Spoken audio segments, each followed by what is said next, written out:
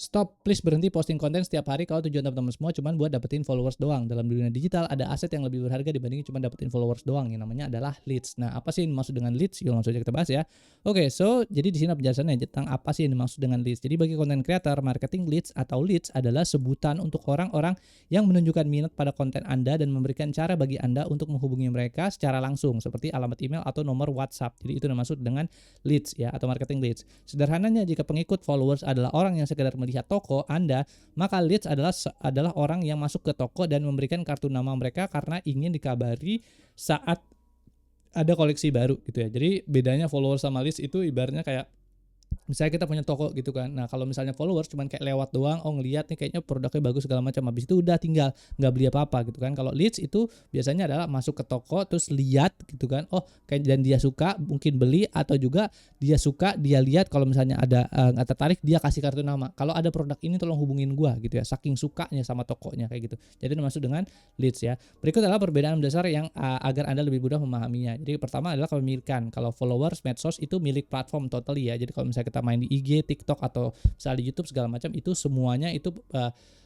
semua kontak itu owned by platform. Tapi kalau misalnya kita mainnya marketing leads, ini semuanya milik pribadi kita. Jadi kalau kita punya 100.000 leads misalnya, 100.000 kontak leads, berarti itu kita punya 100.000 orang yang bisa kita hubungin secara langsung. Jadi itu perbedaannya antara medsos, followers, dan juga leads. Sorry guys, batuk. Jadi akses. Nah, kalau misalnya akses untuk followers media sosial media itu tergantung algoritmanya. Yang kedua adalah marketing leads. Biasanya bisa dihubungi kapan saja. Kalau misalnya kita mau hubungin adalah produk launching baru segala macam, kita punya leads ya. Nanti kita tinggal kirim aja email, lu tertarik kan nih ada produk baru segala macam dari gua. Kalau misalnya tertarik silahkan beli, linknya ada di deskripsi bawah misalnya kayak gitu ya. Gitu. Habis itu kedekatan. Nah, ini kalau misalnya followers biasanya masih kenalan, tapi kalau misalnya marketing leads itu adalah calon pembeli atau penggemar Anda yang benar-benar udah mau banget gitu kan beli produk kita, terus habis itu mau kenal sama kita lebih dekat. Jadi itu masuk dengan leads. Habis itu kontrolnya rendah, bisa kena shadow ban. Misalnya ada algoritma tiba-tiba nggak suka sama akun kita, ya udah kalau misalnya nggak suka nanti kita jumlah viewsnya diturunin segala macam, abis itu kita nggak bikin video lagi segala macam, itu nanti kita susah untuk grow di sosial media. Sedangkan kalau misalnya kita punya leads di situ, nah kalau misalnya ada video baru segala macam, kita bisa kirim gitu kan ke mereka, misalnya via WhatsApp kah, via email segala macam, kita bisa kirimin ada video baru nih, ada produk baru segala macam. Jadi jangkauannya sangat luas gitu dan tidak akan terpengaruh oleh algoritma sosial media juga, dan juga kayak case-case kayak begini ya, shadow ban yang ada di dalam sosial media. Jadi itulah pentingnya kita punya leads kita sendiri gitu ya, punya list of leads kita sendiri. Lalu kemudian di sini ya, ini ada pertanyaannya. Coba bayangkan jika besok pagi media sosial favorit Anda tiba-tiba menghilang, berapa banyak orang yang masih bisa Anda hubungi secara pribadi? Misalnya teman-teman punya akun IG atau TikTok gitu kan, punya 100.000 followers, lalu kemudian tiba-tiba IG atau TikToknya tuh hilang. Lalu kemudian bisnis teman-teman tuh bergantung banget sama sosial media.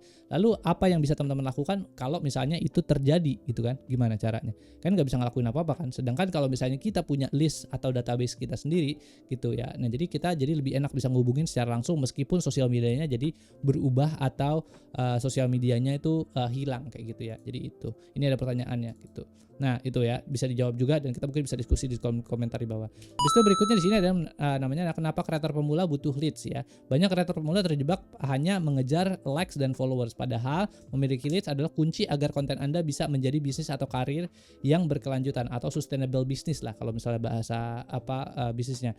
Berikut adalah alasan mengapa Anda harus mulai mengumpulkan leads sejak hari pertama. Yang pertama adalah bebas dari algoritma, itu udah pasti ya. Jadi kita nggak tergantung pada algoritma. Kalau mau algoritma nge-push enggak, kayak terserah aja gitu, nggak ada hubungannya.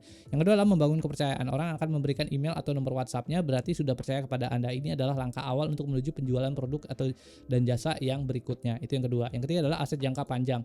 Followers bisa datang dan pergi, tapi daftar kontak leads itu adalah aset yang Anda miliki selamanya gitu ya. Siapa dia, namanya siapa, nomor emailnya, nomor WhatsApp-nya berapa kayak gitu. Itu adalah suatu aset yang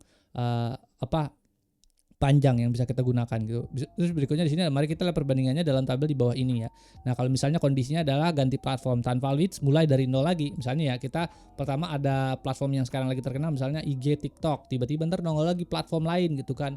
Entah apalah platformnya, misalnya Telegram Telegram story segala macam gitulah, atau apalah segala macam, threads yang baru muncul lagi dari Facebook. Nah, terus kalau misalnya kita nggak punya leads, kita start dari nol lagi. Sedangkan kalau kita punya leads, kita tinggal kirimin aja. Sekarang gue udah nggak aktif nih, misalnya gue nggak aktif di Instagram sama TikTok. Sekarang gue aktifnya di threads. Tinggal kirim ke 100.000 orang yang kita punya leads. Habis itu nanti dia akan followers kita ya, yang ada di threads lagi kayak gitu. Jadi enak banget gitu. Kalau ada perubahan platform pun kita nggak akan terpengaruh. Itu yang pertama. Yang kedua adalah jualan produk. Menunggu orang lihat postingan itu ya. Jadi kalau misalnya kita punya produk segala macam, kita jualan ya udah, kita tungguin gitu kan sampai postingan kita bisa jadi viral segala macam, terus nungguin sampai algoritma benar-benar nge-push konten kita segala macam kayak gitu ya. Jadi susah. Nah, kalau misalnya kita menggunakan list, langsung kirim penawaran ke inbox mereka ya, kirim aja penawaran langsung ke email atau juga kirim penawaran langsung ke WhatsApp-nya mereka gitu. Jadi lebih enak gitu prosesnya, tinggal kirim terus habis itu nanti kita bisa dapat dari situ conversion-nya bisa jadi jauh lebih tinggi. Yang ketiga adalah kedekatan. Ya ini ya, terasa jauh atau publik banget gitu ya. Jadi cuma nge-follow doang segala macam, nggak kenal terlalu dekat gitu ya. Tapi kalau misalnya dengan leads itu terasa personal atau private, karena kita bisa benar-benar kirimin message yang benar-benar bersesuaian sama profil yang ada di list leads kontak kita gitu.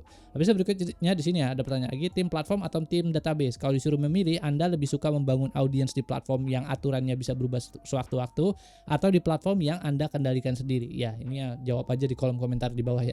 Ini sebenarnya nggak ada jawaban benar dan nggak ada jawaban salah ya. Balik lagi ya, kita bisa berdiskusi di kolom komentar di bawah.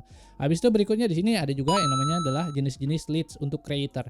Kalau kita eksplorasi lebih dalam gitu, karena marketing leads itu luar biasa banyak ya dari sisi bentuk dan jenisnya. Ini ada salah satu yang 7 tipe sales lead. Yang lebih dalam lagi ada cold leads. Gua gedein ya biar kelihatan sini. Nah, ini ada ada cold leads, terus ada warm leads, ada hot leads, information qualified leads, IQL, marketing qualified leads, ada sales qualified leads, ada product qualified leads, PQLS dan seterusnya. Ini banyak banget ya, dan gua nggak mungkin bisa cover ini semua satu-satu gitu ya. Jadi ini kalau kita mau ngelihat lebih detail lagi tentang marketing leads di luar sana, variasinya ada sangat banyak banget gitu ya. Tapi untuk bisa buat pemula kayaknya gua nggak akan ngebahas terlalu banyak sampai di sana gitu kan. Jadi buat pemula mungkin gua akan start atau ngebahas di bagian sini aja gitu ya. Jadi jenis-jenis lead yang paling common aja gitu ya. Dari sini penjelasannya ya. Sebagai kreator pemula, Anda tidak perlu bingung mencari data yang rumit. Fokuslah pada data yang memungkinkan Anda menjalin komunikasi dua arah secara personal.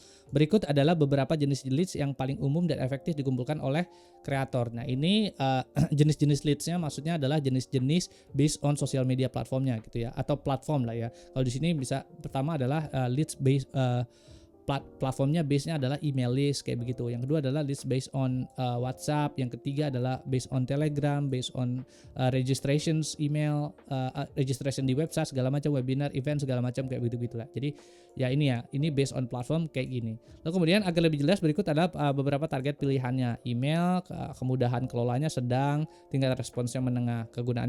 Kegunaan utamanya adalah berbagi materi, edukasi dan mendalam. WhatsApp mudah, sangat tinggi, update cepat dan konsultasi gitu ya, bisa langsung ngobrol soalnya. Telegram mudah, tinggi, membangun komunitas yang besar. Formulir sedang, menengah, survei atau pendaftaran yang besar, pendaftaran event kayak gitu ya. Jadi ini mungkin bisa dipost dan baca sendiri ya. Jadi setiap leads platform itu punya keuntungan dan kekurangannya masing-masing. Jadi di sini udah ada hasil risetnya, jadi bisa dilihat sendiri. Lalu kemudian di sini ada pertanyaan lagi nih. Isi bagian yang kosong. Jika saya harus memilih satu cara untuk mengobrol dengan idola saya lebih suka lewat apa nih? Email, WhatsApp atau DM ya. Tulis pilihan Anda di bawah gitu ya. Balik lagi, ini adalah survei lagi ya buat kita, mungkin kita bisa berdiskusi di bawah gitu. Kalau misalnya memang kira-kira channel yang mana sih yang sekarang lagi bagus untuk kita bisa pakai untuk bisa melakukan marketing ke customer kita kayak gitu. Habis itu berikutnya di sini ada materi lagi yang lanjutan, yaitu adalah cara mendapatkan leads pertama Anda gitu ya. Nih gimana caranya gitu kan. Kita udah tahu nih tentang teori leads segala macam. Habis itu kita udah tahu juga jenis-jenis leads ya. Terus sekarang kita gimana nih cara mendapatkan leads pertama kita. Nah, ini ada penjelasannya ya. Jadi sebagai kreator pemula, orang tidak akan memberikan data pribadi mereka, email atau WhatsApp secara cuma-cuma. Anda butuh sesuatu yang disebut dengan lead magnet gitu ya, yaitu hadiah gratis yang sangat bermanfaat bagi audiens Anda sebagai imbalan atas data yang mereka kasih gitu ya. Berikut adalah beberapa langkah-langkah praktisnya. Nah ya, ini yang pertama, pilih masalah utama, cari tahu masalah kecil yang dihadapi oleh audiens Anda. Contohnya bingung cari ide konten segala macam bla bla bla kayak gitu ya. Lalu kita harus kasih to-do list untuk bisa dapetin konten segala macam kayak begitu, itu juga bisa. Yang kedua adalah buat solusi singkat, lead magnet. Buatlah PDF gratis, checklist atau video tutorial singkat. Contoh ebook gratis 10 ide konten viral, misalnya kayak begitu ya, dan seterusnya. Yang ketiga adalah gunakan landing page. Sederhana, gunakan alat gratis seperti Linktree, Card atau Google Form untuk mengumpulkan data mereka. Ini bisa kita pakai, kita bisa menggunakan Google Form untuk bisa dapetin data-data mereka ya. Bisa berikutnya adalah promosikan di konten Anda. Beritahu audiens bahwa mereka bisa mendapatkan hadiah tersebut dengan mengklik link yang ada di bio Anda, kayak gitu ya. Nah itu. Habis itu beberapa contoh lead magnet yang cukup populer.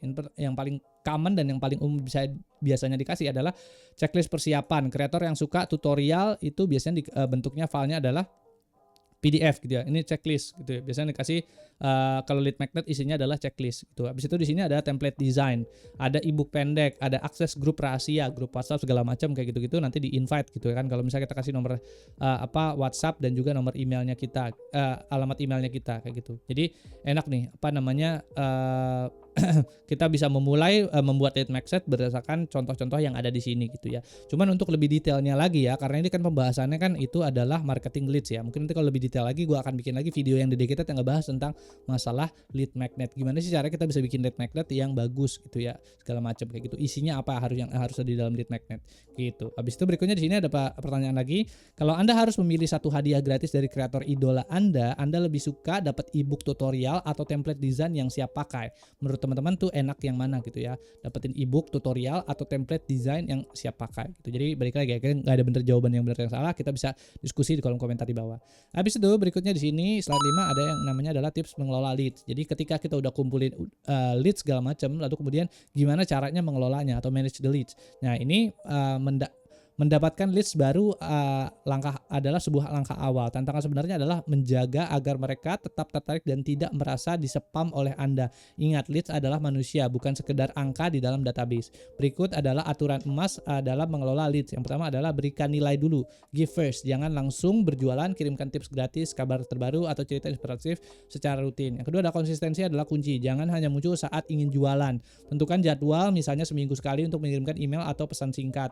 Nah, habis itu gunakan bahasa yang personal segala macam gitu ya. Hargai privasi mereka. Jangan pernah membagikan data leads Anda ke pihak lain. Sekali kepercayaan hilang, maka mereka akan langsung unsubscribe kayak gitu ya. Nah, ini adalah beberapa rencana sederhana untuk pemula. Yang minggu pertama misalnya kirimkan hadiah, leads magnet segala macam. Minggu kedua tanya kabar, berikan tips. Minggu ketiga ceritakan pengalaman pribadi segala macam. Minggu 4 berikan penawaran khusus atau ajak diskusi mendalam sesuai kebutuhan gitu ya. Nah, cuman ini balik lagi ya, ini sebenarnya adalah bagaimana caranya kita sebutannya adalah nurturing the leads. Bagaimana caranya kita udah punya leads nih, terus kita ubah leads itu kemudian bisa jadi lebih tertarik untuk produk-produk yang mau kita jual. Nah, nanti itu sebutannya teorinya atau konsepnya adalah lead nurture. Cuman itu balik lagi, nanti kalau bisa teman-teman mau lebih detail, nanti gue akan jelasin di video yang berbeda, karena itu juga cukup panjang. Bagaimana cara kita bisa berinteraksi dan bikin orang jadi tertarik sama apa yang mau kita jual gitu ya. Jadi gitu. Habis itu berikutnya sini ada pertanyaan lagi terakhir, yaitu bagaimana bagikan ini ke teman-teman sesama kreator yang masih sibuk ngejar likes tapi belum punya daftar email sama sekali.